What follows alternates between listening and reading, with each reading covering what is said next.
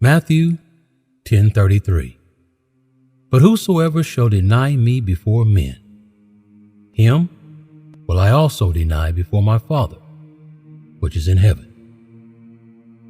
There are several warnings Jesus Christ gave to us in the Scriptures.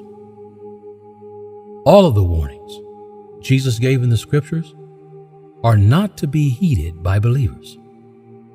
However, there are some of them that we do not take cognizance of.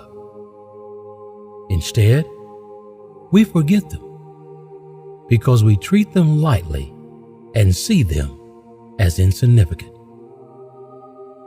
Every words and especially warnings that Jesus gave must not be treated with levity, because Christ's warnings are not to be toyed with. Anyone who violates the warnings of Christ will only have him or herself to blame. Matthew 10:26 through 33. Therefore, do not fear them, for there is nothing covered that will not be revealed, and hidden that will not be known. Whatever I tell you in the dark, speak in the light, and what you hear in the ear, preach on the housetops.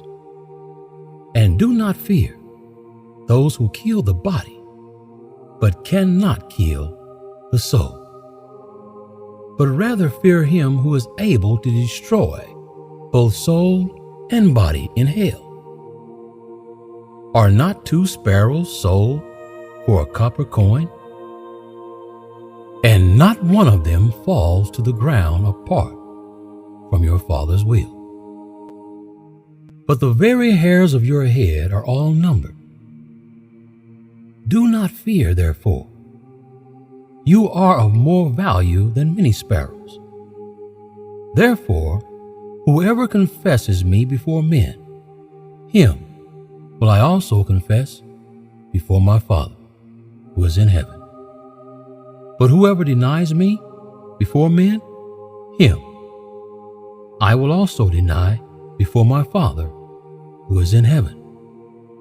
In Matthew 10:26 through 33, Jesus was teaching on the subject of fear, and he told the people who they are to fear. We are to fear God, not man. Man can destroy the body, but not the soul. But God can take a man's life and still cast his soul into hell. The reason Jesus brought up the issue of fear before giving us this warning, which is almost forgotten in this modern era, is that we often fear man at the expense of God. This may be due to the fact that God is not palpable, and because he is not seen by the naked eye, we tend to undermine his terror. In order not to become victims of God's terror, Jesus warns us before the day of judgment that whosoever fear man at the expense of God will incur his wrath. What makes people deny Christ before men is not exclusive to fear. Although there are several human factors that could make a believer to deny Christ before men. However, fear of persecution is a major factor. Apart from the issue of fear, there are many ways we deny Christ in our generation, even when we are not under the pressures of persecution. Denying Christ is rampant among believers in this generation. Some believers cannot witness Christ to others, not because they will be persecuted, but because they are ashamed of associating with Christ. Some believers would choose not to preach the gospel because they feel they will be mocked. In this manner, we become disobedient to God in regards of the Great Commission while denying Christ. Our lifestyle largely determines whether we are denying Christ or not. Believers are not supposed to be living for themselves, but for Christ. Remember that we were bought with a price. And if we were bought, it then implies that we do not belong to ourselves. Like Apostle Paul, our testimony must be that it is no longer us that live, but Christ living in us. Galatians 2:22 says, I am crucified with Christ. Nevertheless, I live. Yet not I, but Christ liveth in me. And the life which I now live in the flesh, I live by the faith of the Son of God, who loved me and gave himself for me. Therefore, if at any point we choose to live for ourselves and refuse to showcase the very life of Christ, then we have denied him before men. Our lives do not belong to us, but to Christ. Hence we must live for him. Christ expects us to deny ourselves instead of him. He purchased us with his precious blood. Therefore, we no longer have the liberty to live a selfish life, but a life that is Christ-centered. Hear what Jesus said in Luke 9:23. And he said to them all, If any man will come after me, let him deny himself and take up his cross daily and follow me. We don't have any other place to go other than where Christ leads us. And we have no life to live other than to live for Christ. If our lives are not reflecting the will of Christ, we have denied him.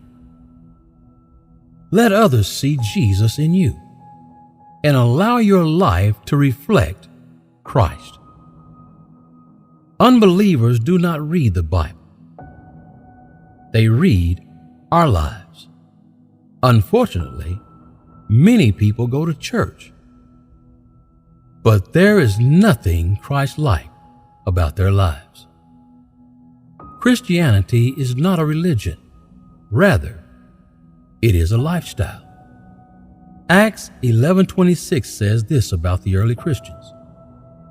And it came to pass that a whole year they assembled themselves with the church and taught much people.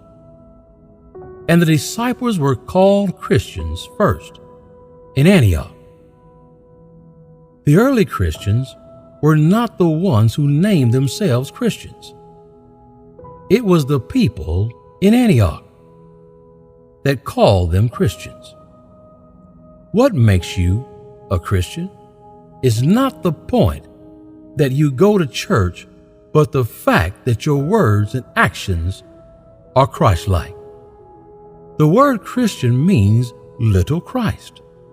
Our lives must therefore revolve around Christ. Jesus commanded us in Matthew 5:16, thus, Let your light so shine before men, that they may see your good works and glorify your Father which is in heaven. When our lives reflect Christ, God will be glorified by people through us. But when we profess to be Christians and our lifestyles are not in consonance with our professions, the people of the world will have occasion to speak against God through us. There must be something about your life as a believer that will impress unbelievers and attract them to Christ. If your lifestyle is not different from the lifestyles of unbelievers, then by what means will you prove that you are saved? Will the people in your neighborhood or workplace attest to the fact that you are a child of God? Do you just bear a Christian name, but do not reflect the life of Christ? You do not only deny Christ when you refuse to talk about Him before men, you also deny Him when your life is not in agreement with the standard of God for believers. James 4:4 says, "Ye adulterers and adulteresses, know ye not that the friendship of the world is enmity with God? Whosoever therefore will be a friend of the world is the enemy of God." You cannot embrace the world and embrace Christ at the same time. If you embrace the way of the world, you have automatically denied Christ. Jesus said that there is no one that can serve two masters. You can never please Christ and please the world. One must go for the other to remain. As believers, we must heed the warning of Christ and ensure not to deny Him here on the earth. The consequence of denying Christ on earth is that He will in turn deny us, not only before men, but before God and His angels. Philippians 2:13 through 16. For it is God who works in you both to will and to do for His good pleasure.